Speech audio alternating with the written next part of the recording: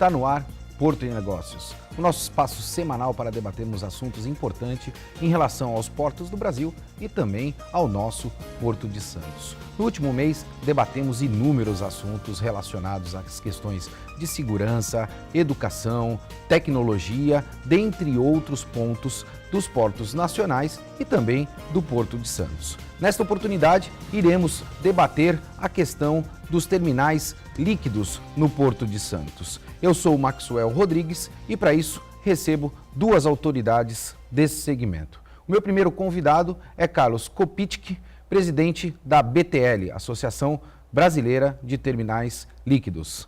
Carlos, muito obrigado pela presença aqui. É sempre um prazer ter autoridades como você. Bom dia, Maxwell. Muito obrigado pelo convite. Quero agradecer ao Sistema Santa Cecília de Comunicação pela gentileza de ter nos dado essa oportunidade. A BTL, como você falou, Associação Brasileira de Terminais de Líquidos, né, ela congrega os maiores players no mercado de líquidos no país inteiro.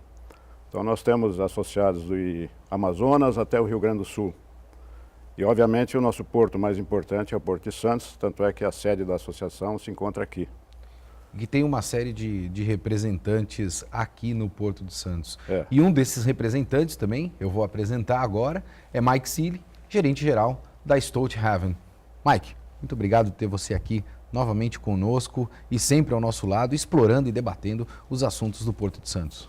Eu agradeço a oportunidade e é sempre bom estar com pessoas que realmente representam o nosso segmento, que é fundamental, e é um segmento que hoje em dia ele agrega praticamente 65% das cargas que entram aos portos brasileiros.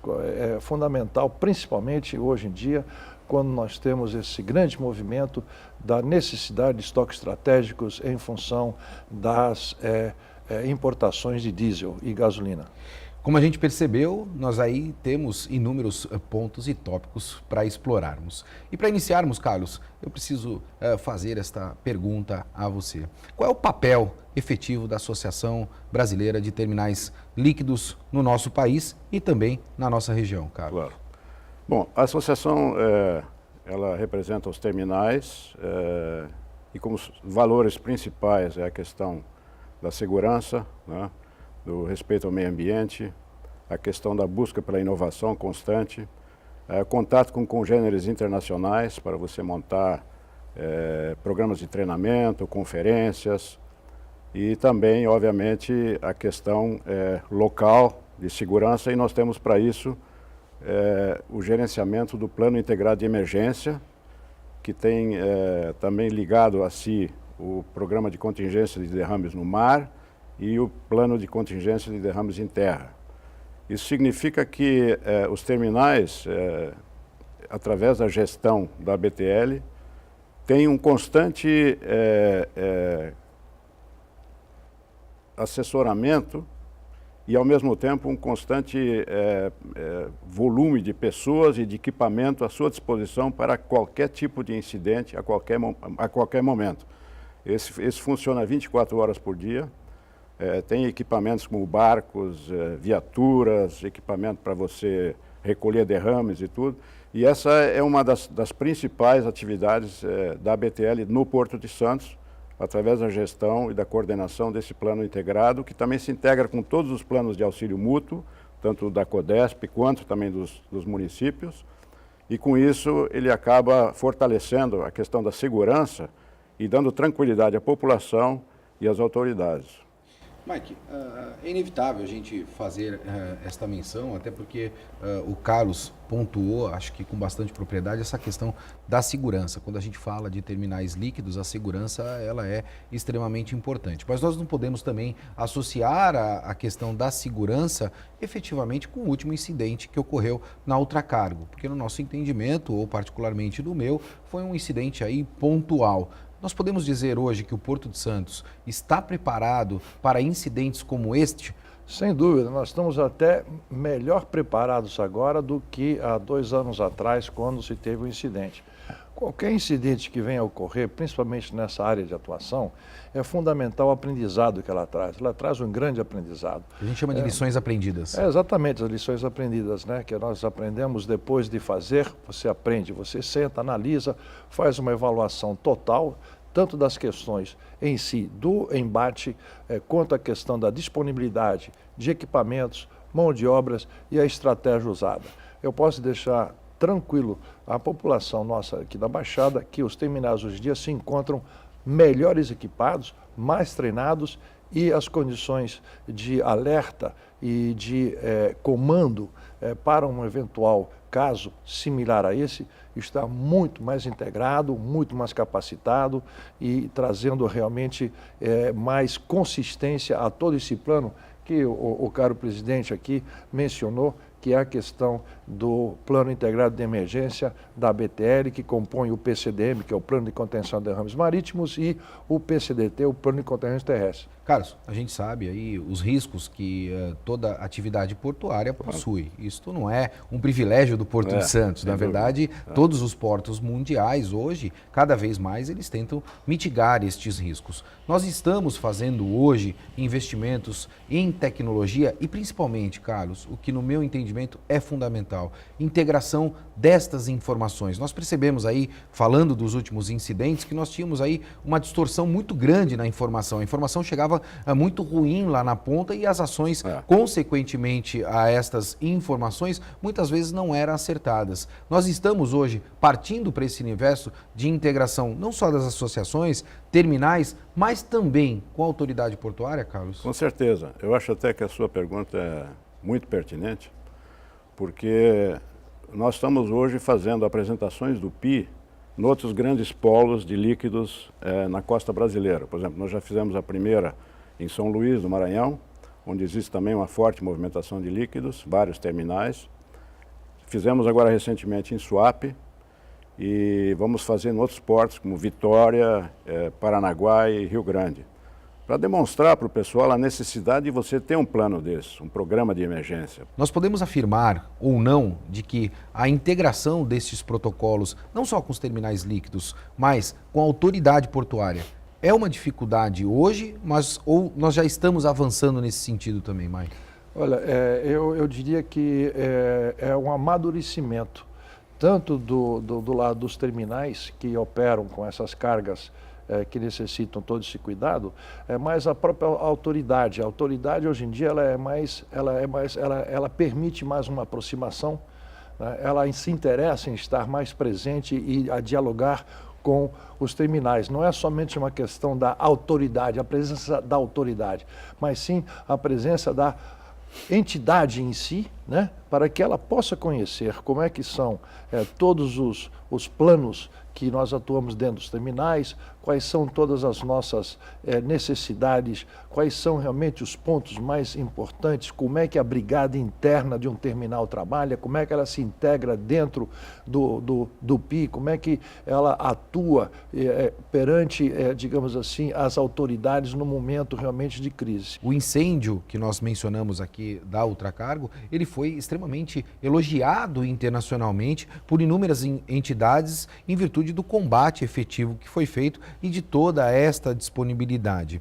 Você, no teu entendimento, como a Associação Brasileira de Terminais Líquidos, nós estamos falando só do Porto de Santos, você acredita que nós podemos aí, num futuro próximo, ter incidentes desta proporção novamente ou nós estamos preparados? Nós podemos tranquilizar a população de que hoje estamos preparados para poder aí atender qualquer eventualidade que porventura ocorra? Não, digo com certeza estamos hoje muito bem preparados para atender qualquer tipo de incidente dessa natureza ou de outra natureza, seja um derrame, uma coisa mais simples.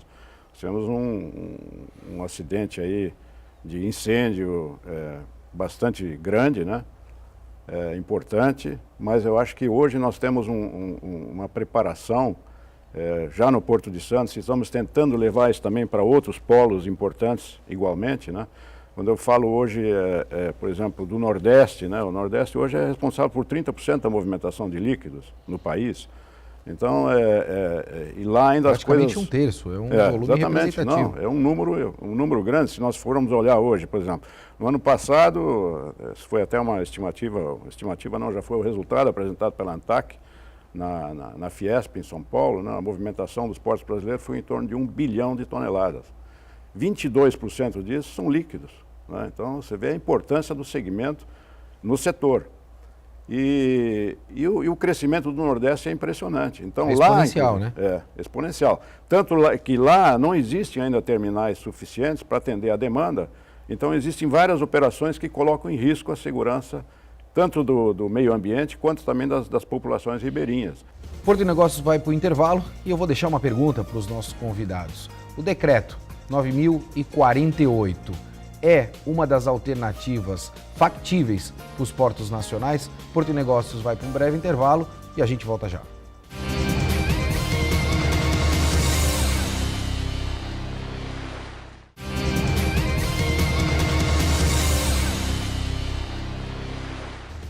Estamos de volta com Porto de Negócios e eu sou Maxwell Rodrigues. No último bloco, deixei uma pergunta para os nossos entrevistados em relação ao decreto 9.048, que foi assinado em 10 de maio pelo ministro Maurício Quintela. E eu preciso transferir isso para você, Mike, por ser da iniciativa privada. Este decreto, ele vai contribuir para o desenvolvimento dos portos no Brasil e no Porto de Santos também? E se a individualização dos portos, a municipalização dos portos, também é uma alternativa para o nosso segmento? A sua pergunta ela é difícil de responder, porque nós ainda não sabemos realmente o que vai vir do decreto. Mas a intenção do decreto, ele é muito bem-vindo. Eu acho que o decreto tem certos pontos que trouxeram de maior tranquilidade, principalmente para os arrendatários dos portos.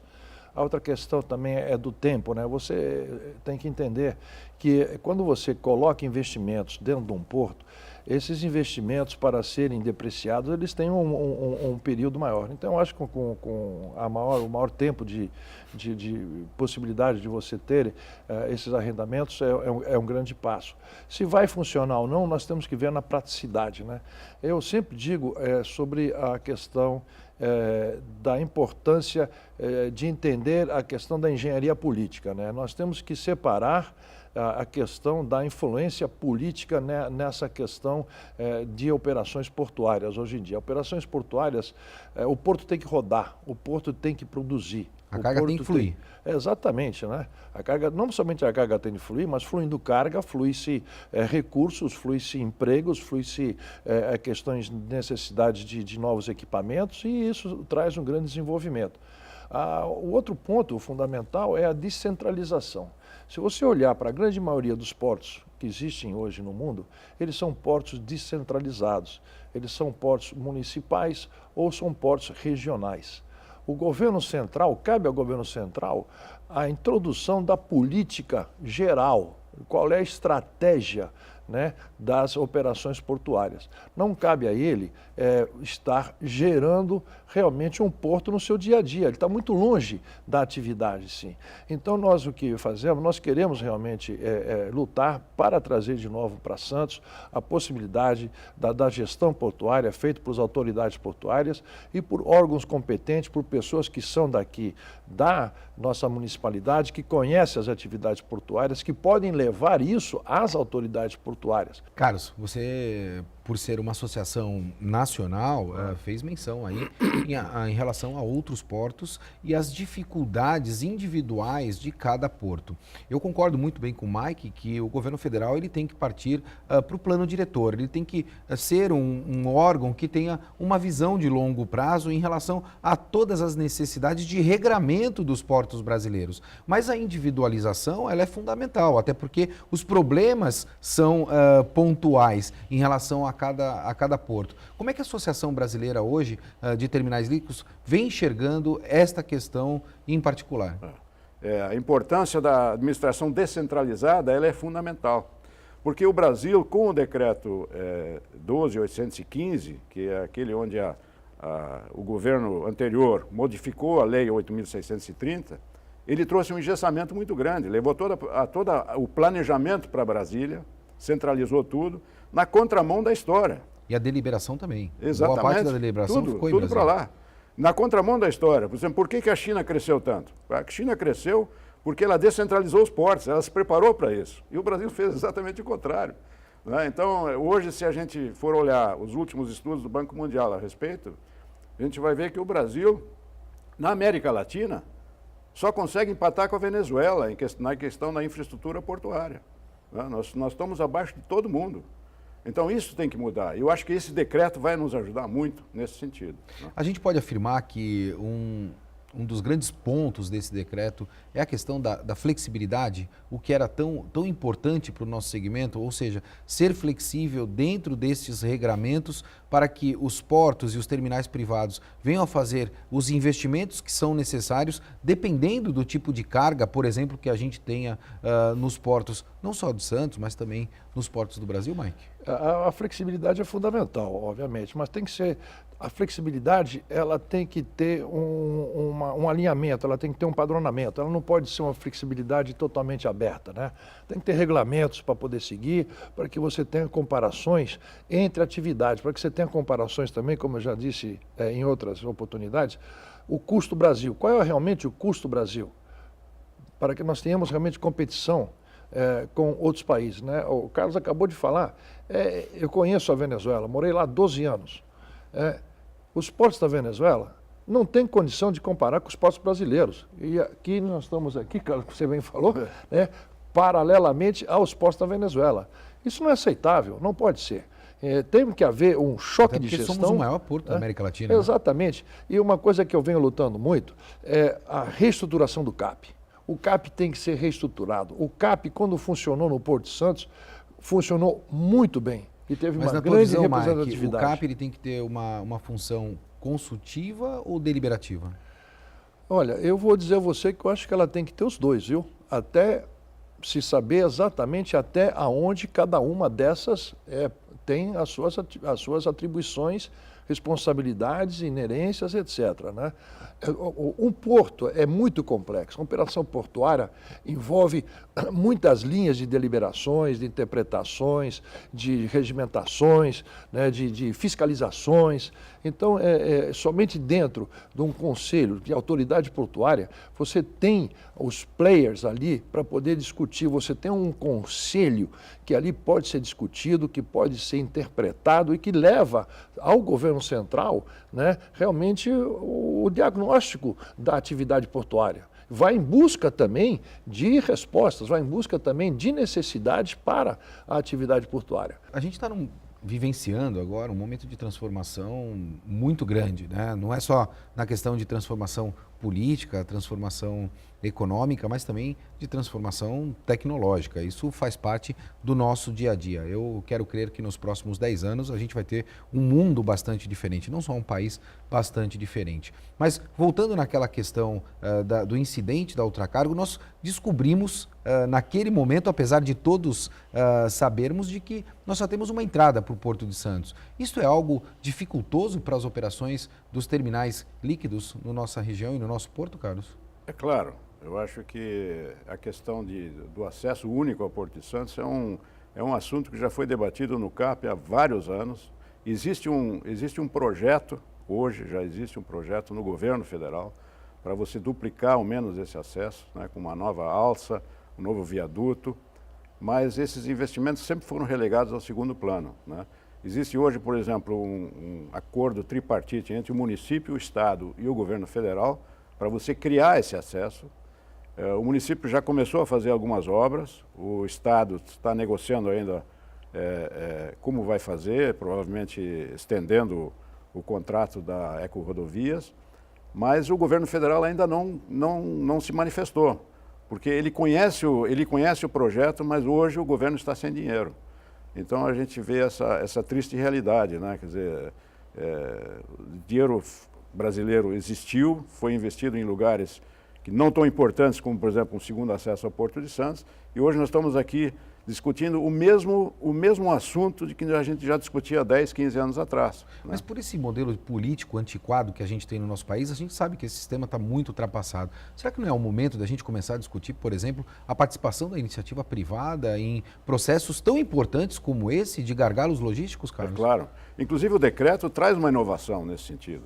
Que o decreto hoje ele permite você fazer investimentos em áreas comuns e de alguma forma se ressarcir mediante abatimento de tarifas.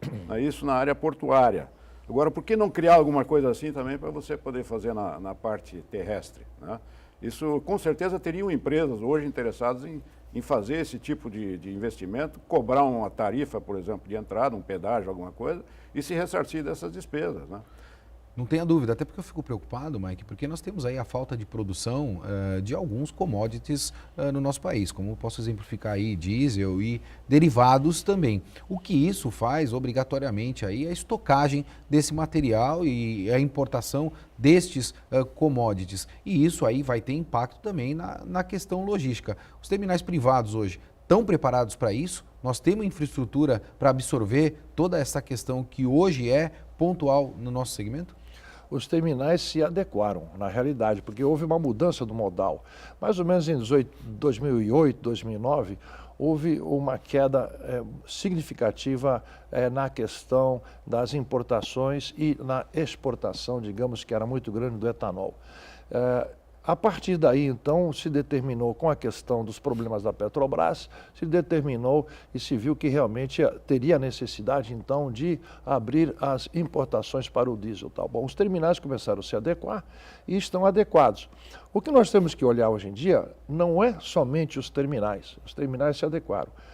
A carga que rola hoje, que era transportada por caminhões de químicos de 45 toneladas, só para arredondar números, hoje são transportados por bitrem, que são de 75 toneladas com 25 metros de comprimento. Uma diferença É uma diferença enorme. Então, não somente você tem uma necessidade de uma área maior para estacionamento, como você também tem uma dificuldade de rotação dentro dos terminais.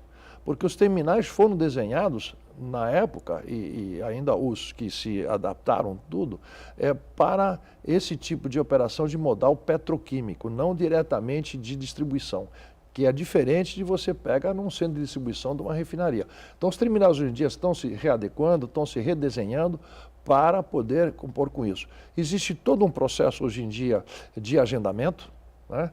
Mas mesmo assim, quando você está, por exemplo, Porto de Santos hoje em dia fornece até quase Tocantins. Então você, um cliente nosso no terminal que faz uma venda de diesel aqui local, para alguém que está lá em Tocantins, por mais que você tenha o agendamento, ele não tem um agendamento contato lá no meio de Tocantins, então ele vem para cá, e quando ele chega não tem um estacionamento, não tem um pátio regulador. Novamente eu enfoco, falo muito isso com as autoridades, com quais eu converso e tudo, da necessidade fundamental de termos aqui no Porto de Santos um pátio regulador. Existe já isso, não é, Carlos? Existe já isso aí, já é uma área aqui, né? Mas nós precisamos de reação, nós temos que ter reação. Mike, nós precisamos ter a agilidade que foi mencionada sem dúvida, pelo nosso presidente. Sem dúvida. Nós estamos chegando ao final do nosso programa e, como de costume, eu sempre me utilizo dessa pergunta. Quem é Carlos Kopitic? Eu comecei a minha carreira profissional, logo depois de sair da escola, numa empresa norueguesa de produção de celulose, lá no sul. Eu sou gaúcho. Grêmio Inter? Não, Grêmio. Grêmio.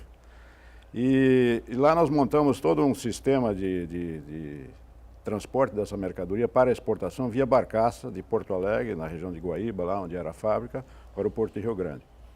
E foi uma operação até nova, tanto é que a gente treinou os estivadores na época, nos guindastes, que vinham navios especialmente desenhados para esse tipo de carga, tudo.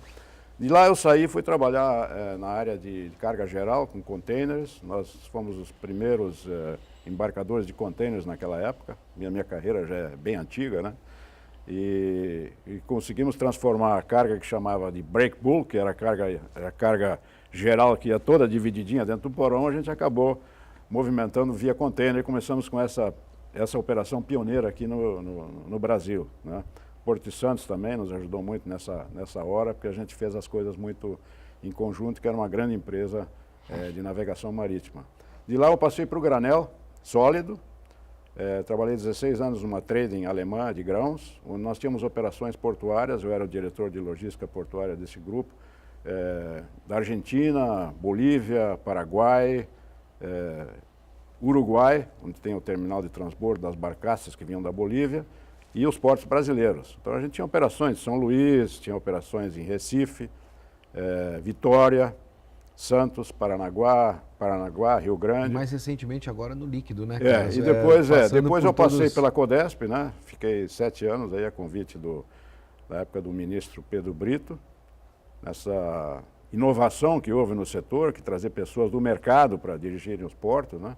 Fiquei como diretor comercial e de desenvolvimento do Porto de Santos, trabalhei durante 7 anos, e depois fui convidado aí pelos meus amigos do líquido para ajudar via a BTL, onde eu estou hoje prestando meu auxílio aí aos associados, né? Muito bom, e parabéns pela tua história, Carlos, uma história bastante importante e interessante também. Obrigado. Mike, quem é Mike Sealy? Eu sou filho de imigrantes ingleses pós-guerra que escolheram esse país como o país do futuro, e aqui me criei. E continua sendo. Continua sendo. Mas, não chegamos no futuro ainda. Porque o futuro, mas ainda é o país do futuro. Estamos passando por essa transição que acho que é fundamental para que possamos realmente atingir as expectativas de um país grande, forte, como merece realmente o Brasil. Eu comecei na indústria petroquímica, comecei muito jovem nas montagens das plantas no Cubatão. Depois eu fui para uma indústria americana que estava instalando aqui. Com ela eu fui para os Estados Unidos estudar, tal. Voltei novamente ao Brasil, mas na implantação dessa planta na Bahia. Vivi assim um tempo na Bahia também. Depois eu fui convidado por um grupo holandês para uma questão de implantação de um dos primeiros terminais líquidos a granéis no Porto de Aratu. Dali eu migrei na área internacional, trabalhei praticamente em 12 países e 19 terminais que eu construí durante o mundo e ajudei na questão da gestão. Me especializei na questão de manejo de líquidos a granéis e nas questões operacionais. Hoje em dia sou muito mais um gestor, mas toda a minha formação é uma formação de operacional, de logística e de realmente atividades congêneras da parte realmente da navegação com os navios e a inter-relação que os navios têm, não somente com terminais, mas também transporte terrestre e tal. Sou avô. Sou pai de 2 maravilhosos filhos, um filho e uma filha. Tenho 2 netos também, uma netinha muito legal e um neto também. Se você me permite concluir também, e um bom pescador. Não melhor que eu, mas um bom pescador. Um bom pescador. Senhores, queria agradecer muito pela presença de vocês aqui. Porto e Negócios fica por aqui. A gente volta semana que vem. E lembre-se, estamos vivenciando um momento grande de transformação e nós temos 2 opções: fazer parte desta transformação ou ser comandado por ela. Um forte abraço e até semana que vem.